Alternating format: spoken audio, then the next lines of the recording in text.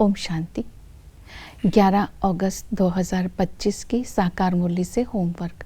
आज की मुरली से फ्लो चार्ट को सामने देखते हुए किसी एक पॉइंट का चिंतन कर उसे आज धारणा में लाने का लक्ष्य रखेंगे।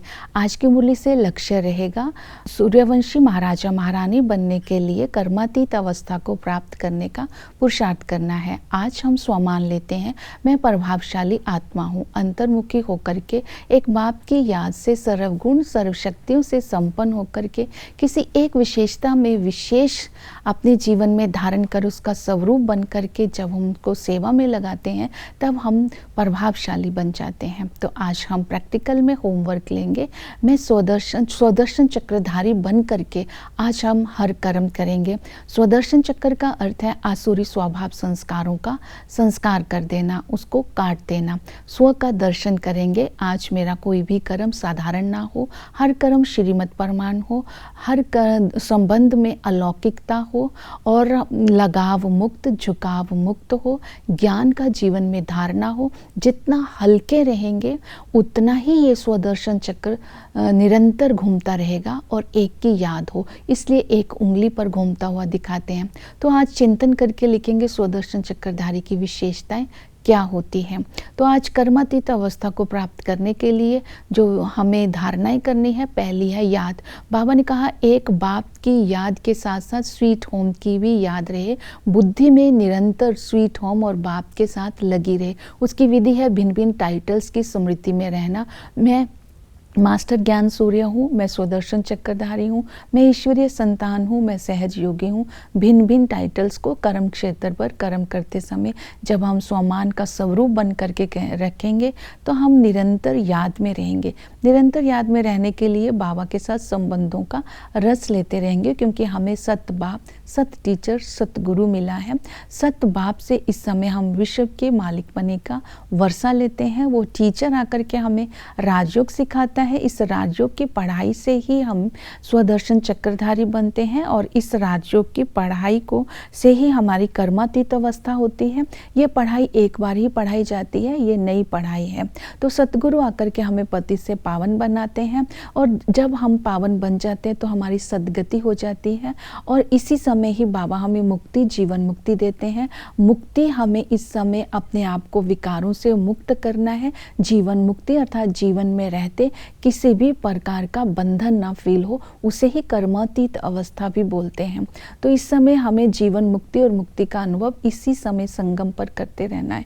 इसके साथ साथ बाबा ने कहा कर्मातीत अवस्था को प्राप्त करना है तो निर्विकारी बन करके रहना है। नंबर 1 जो दैवी गुण है वो है पवित्रता।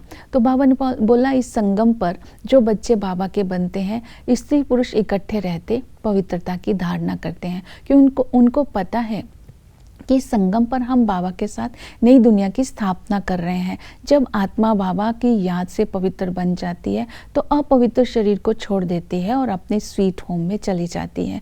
तो निर्विकारी बनने के लिए भिन्न भिन्न स्मृतियों को जब हम इमर्ज रखेंगे तो हम स्व का कल्याण कर सकेंगे। जैसे पहली स्मृति रखेंगे, मैं कर्म इंद्रिय जीत हूँ। बाबा ने कहा कर्म इंद्रियों के वश में होकर के ही आत्मा पाप कराती है। तो इसलिए कर्म इंद्रियों पर विजय प्राप्त करनी है। उसके लिए बाबा की डायरेक्शन को सारा दिन कर्म करते समय स्मृति में रखना है। Hear no evil, see no evil, talk no evil, think no evil, do no evil. हमारे किसी भी कर्म इंद्री से कोई भी विकर्म ना हो, अर्थात स्वराज्य अधिकारी बनकर रहेंगे। दूसरी स्मृति इमर्ज रूप में रखेंगे, मैं सहज योगी हूँ। सहज योगी का अर्थ ही है एक बाप के लव में लीन रहना। जब हम सहज योगी बन जाते हैं तो प्रेम स्वरूप, पवित्र स्वरूप बन जाते हैं। सहज योगी आत्मा ही विकारों रूपी सांपों को सहज योग की शैया बना करके सदा बाप की याद में रहती है और निश्चिंत रहती है। तो इस तरह ये टाइटल भी स्मृति में रखना है, मैं ईश्वरीय संतान हूँ।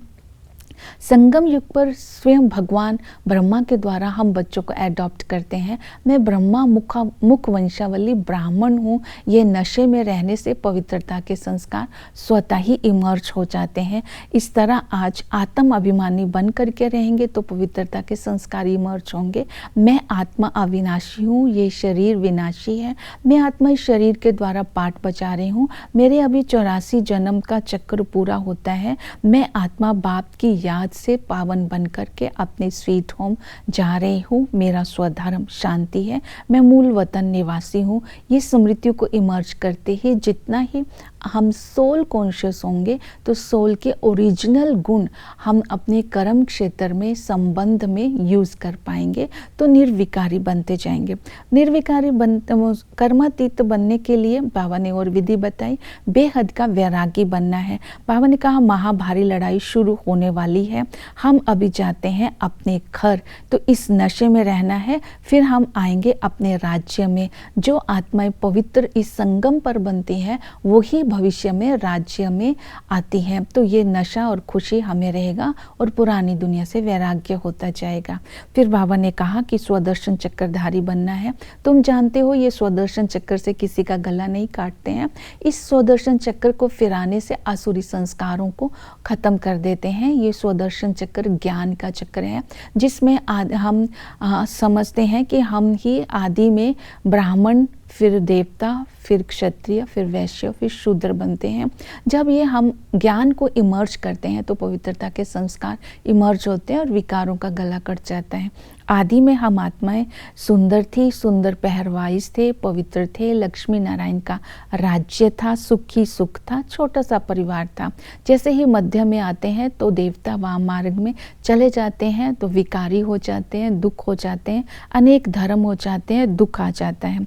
अंत में बाबा हमें समझाते हैं तुम अभी ईश्वरीय संप्रदाय के बनते हो, इसके बाद तुम देवता संप्रदाय के बनेंगे। अब तुम्हारा 84 का चक्र पूरा होता है। जब ये बाबा हमें ज्ञान देते हैं तो पवित्रता की धारणा करने की हिम्मत आ जाती है। हम ही थे और हम ही सतो प्रधान बनेंगे, हम ही देवता बनेंगे। फिर बाबा ने कहा तुम्हें कर्मातीत अवस्था को प्राप्त करना है तो सेवा में बिजी रहना है, पावन बन करके सबको रास्ता बताना है और स्वदर्शन चक्रधारी बनाना है। तो इस तरह जब हम सेवा करेंगे, लौकिक, अलौकिक, पारलौकिक बाप का परिचय देंगे। ब्रह्मा के अव्यक्त मूर्त की ही पूजा होती है, साकारी ब्रह्मा पूजा करने के लायक नहीं है। हम ही इस समय तपस्या कर रहे हैं, तपस्या से राज्य का पुरुषार्थ प्राप्त करेंगे। इसका यादगार माउंट आबू में है। बाबा ही, शिव बाबा ही आकर के हम आत्माओं को सोमरस पिलाते हैं, इसलिए उनका नाम सोमनाथ है। तो इस तरह ज्ञान का मनन चिंतन करके सेवा करेंगे तो कर्मातीत अवस्था होगी, स्वदर्शन चक्रधारी होंगे तो विश्व का महाराजा महारानी बन सकेंगे। ओम शांति।